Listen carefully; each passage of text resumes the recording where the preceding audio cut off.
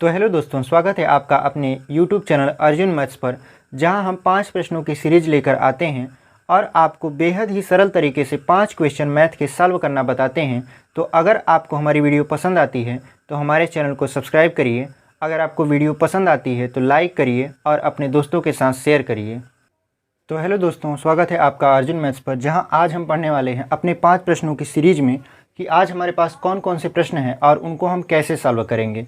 तो चलिए देखते हैं कि हमारे पास कौन कौन से प्रश्न हैं और उनको कैसे सॉल्व करते हैं।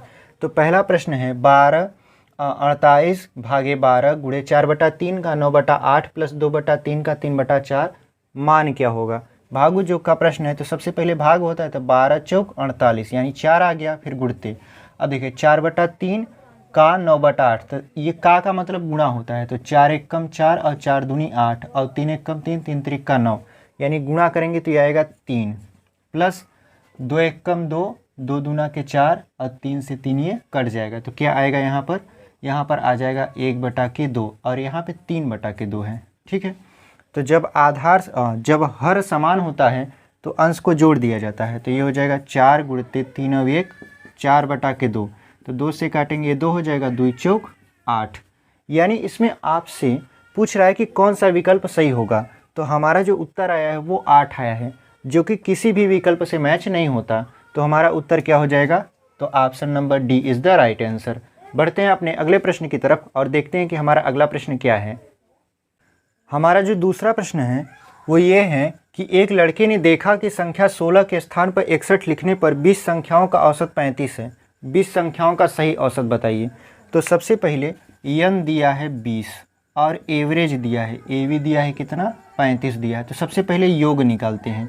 तो योग बराबर होता है n इंटू एवी यानी संख्या गुणते एवरेज। तो हमारा संख्या है 20 और एवरेज है 35, तो कुल मिला जुला के आएगा 700। यानी जो हमारी संख्या का योग है वो 700 आ गया। अब इस 700 में हमको लिखना 700 आ गया। इस 700 में हमको लिखना था 16, हमें जोड़ना तो 16 था, लेकिन हम गलती से क्या लिख दिए, उलट दिए, यानी 61 लिख दिए। तो अब इसको जब जोड़ेंगे तो कितना हो जाएगा आपका, 61 में से 16 को घटाएंगे तो देखिए 11 में से 6 जाएगा तो बचेगा 5, यहाँ 5 में से 1 जाएगा तो बचेगा 4। अब जब 700 में से 45 को घटाएंगे तो बचेगा 655। ठीक है, तो हमारा जो योग हो गया वो सही जो आएगा वो 655 हो गया। तो सही औसत क्या होगा, तो सही औसत जो होगा, सही एवरेज वो होता है योग बटा की संख्या। तो योग हमारा आ गया 655 और संख्या जो है वो है आपका 20। तो काटिए, 2 तिहाई 6 और 2 दूना 4, 2 सत्ते 14, 2 पंचे 10।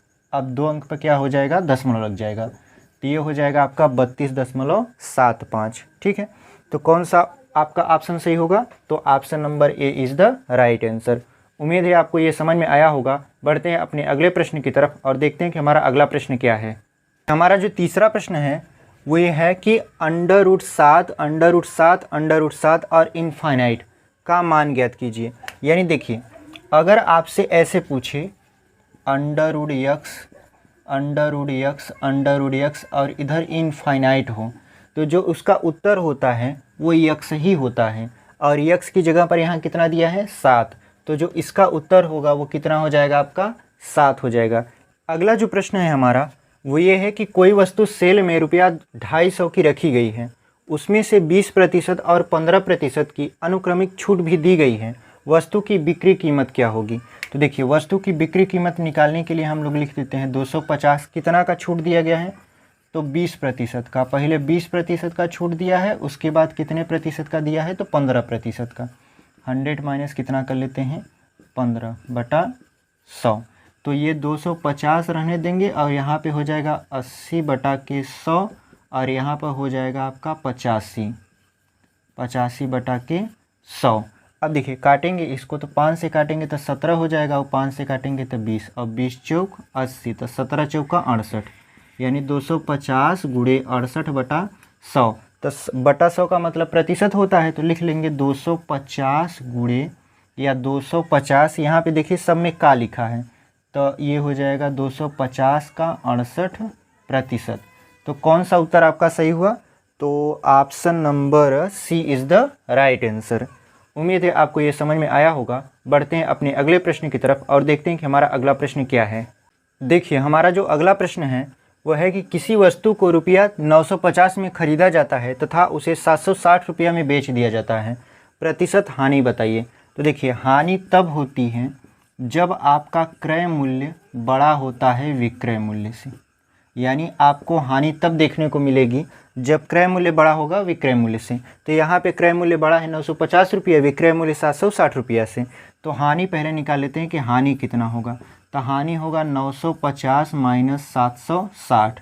तो 0 में से 0 गया 0, 15 में से 6 गया 9 और 8 में 7 गया 1, यानी 190 रुपया का हानि हो गया। तो हानि प्रतिशत बराबर फार्मूला होता है, हानि प्रतिशत बराबर हानि, तो 190 हानि गुणते 100 बटे में क्रय मूल्य। क्रय मूल्य हमारा 950 रुपया था। तो देखिए 19 से कम 19, 19 बचे 95, 5 दूना के 10, यानी जो हानि प्रतिशत हुआ आपका वो आया 20%। तो कौन सा उत्तर आपका सही होगा? तो option number A is the. जो हमारा ये प्रश्न था वो यहीं पर समाप्त होता है। अगर आपको हमारी वीडियो पसंद आ रही है तो प्लीज़ हमारे चैनल को सब्सक्राइब करिए, वीडियो को भी लाइक करिए और अपने दोस्तों तक जल्दी से जल्दी इसके शेयर करिए। मिलते हैं आपसे अगले वीडियो में, तब तक के लिए धन्यवाद।